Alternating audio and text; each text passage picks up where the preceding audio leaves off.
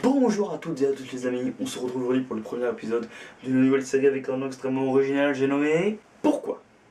Non, aucune allusion à Cyprien, non. Bon, j'avoue que je me suis pas foulé pour le nom. Dans cette série, on répondra à des questions sur l'univers Disney et plus particulièrement sur les parcs Disney. Donc si vous avez des questions que vous vous posez, vous pouvez me demander, mais en rapport avec Disney, plus précisément les parcs comme je vous ai dit. Mais je ne répondrai pas tout de suite car j'ai déjà un planning de cette série. Attendez, je regarde jusqu'à quand. J'ai un planning d'épisodes jusqu'au 15 avril, donc jusqu'aux prochaines vacances. Donc ça viendra pas tout de suite. Mais je vous répondrai en vous disant parfait, je le fais. Bon, trêve de bavardage, je vous laisse avec cet épisode qui parle de Tokyo Disney-Sea. On se retrouve à la fin de la vidéo. Le parc Tokyo Disney-Sea est souvent considéré comme le plus beau parc Disney au monde. Nous allons essayer de savoir pourquoi. Dans les années 90, Disney Park fait face à une crise économique majeure. Euro Disney vient d'ouvrir ses portes et malheureusement il ne rencontre pas le succès escompté. En manque de budget, Disney se lance dans une nouvelle rythmique. Construisons plus et moins cher. Et les années passent, l'argent commence à rentrer et déjà une question se pose. Où construire le prochain parc Disney? On pense à un deuxième parc à Anaheim en Californie sur Long Beach, nommé Disney-Sea. On voit sur le concept art un grand dôme en verre. Plusieurs landes étaient prévues comme Mysterious Island qui a été repris à Tokyo Disney-Sea. Mais c'était beaucoup trop coûteux car il fallait raccorder le second parc au premier grâce au monorail. Mais une nouvelle idée arrive, construire un second parc à Tokyo. Tokyo Disneyland est un parc tout neuf pour l'époque. Il a ouvert en 1983, soit moins de 10 ans avant le projet Tokyo Disney-Sea. Si vous ne saviez pas, Tokyo Disneyland n'est pas entièrement géré par la Walt Disney Company.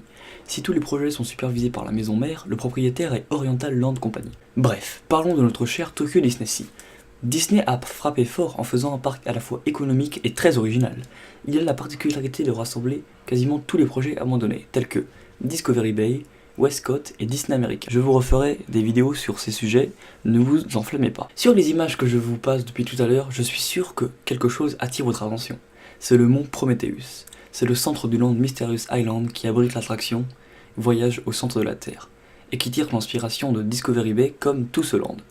Dans ce land, on a aussi l'attraction 20 milieux sous la mer, et on retrouve comme en France le Nautilus qui a vraiment sa place au cœur de ce land. Autre merveille qui fait de ce parc le plus apprécié du public, c'est l'hôtel Miracosta. Situé au cœur du parc, il vous donne une vue extraordinaire sur le parc et sur le mont Prometheus. Et si vous vous réveillez tôt, vous assisterez aux répétitions du show Fantasmique, qui a d'ailleurs une version originale spécialement créée pour Tokyo Disney-Sea. Une nuit en face du mont Prometheus, ça n'a pas de prix. D'ailleurs, le cadre de cet hôtel est splendide. Il est situé dans le land Mediterranean Harbor qui représente la Méditerranée. Oui, car ce parc est dans le même style que Epcot mais en beaucoup plus beau. Il nous fait voyager dans plusieurs pays, on en oublie même qu'on est au Japon. Autre particularité de ce parc, c'est les transports. Il y en a pour tous les goûts.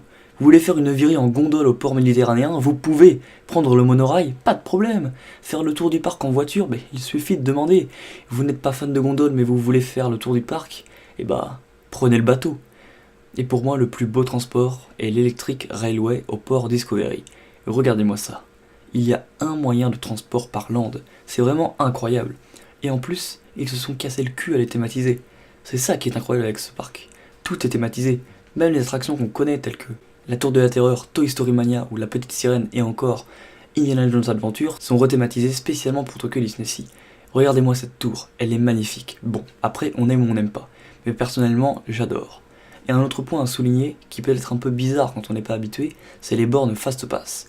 Alors que les nôtres et celles des autres parcs Disney ont un design assez sobre, celles de Tokyo Disney-Sea sont thématisées comme attraction. Et même les tickets Fast Pass sont personnalisés.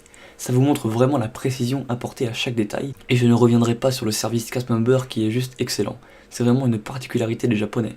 Ils sont gentils et très respectueux envers le parc. Pour vous dire, d'habitude, quand on demande son chemin à un cast, il nous le dit oralement, et là, le cast vous emmène à l'endroit souhaité.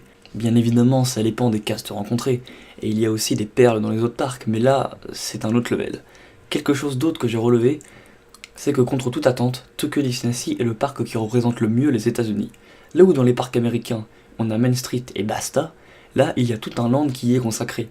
Et pas un land de merde, un énorme land qui fait plus d'un tiers du parc. Et on a le Queen Mary, c'est un truc de fou, le Queen Mary est posé là comme cela devait être fait à Disney-Sea, à Anaheim. Et c'est ça qui rend ce parc merveilleux, c'est le fait de reprendre des projets sur lesquels les gens bavaient et de les conceptualiser. C'est de nous dépayser complètement à en oublier qu'on est au Japon. Proposer une expérience visiteur extraordinaire. Imaginez un fan de l'univers Disney Steampunk et qui a de l'argent. Mais c'est un rêve! Pour moi, ce parc est à faire au moins une fois dans sa vie, c'est incontestable. Juste pour voir des choses originales et pas de rethématisation en carton-pâte comme celle qu'on a eue avec Hyperspace Mountain. Non, là on a des vraies rethématisations à la hauteur d'un parc Disney. Et le parc a été construit en 3 ans seulement. Pour titre de comparaison, les Walt Disney Studios ont aussi pris 3 ans. Et c'est pas le même niveau. Même si on va avoir 3 nouveaux lands avec un lac et le Star Wars Galactic Edge. Faut que je me calme, parce qu'à chaque fois que je parle de ça, je m'énerve. Sur ce, je vous dis à la semaine prochaine pour une nouvelle question et pour une nouvelle histoire. A bientôt. Et bien voilà, ce premier épisode de Pourquoi est terminé. Ça a pris beaucoup de temps à faire, à monter et tout ça, donc si ça vous a plu, n'hésitez pas à laisser un pouce bleu, ça nous encourage à continuer, enfin ça m'encourage à continuer. Moi je vous donne rendez-vous dimanche prochain pour un nouvel épisode, pour une nouvelle histoire, mercredi pour du Man Disney et samedi pour un Vous voulez aller à Disneyland qui parlera de l'hôtel Santa Fe. Allez, à la semaine prochaine. Envie de magie.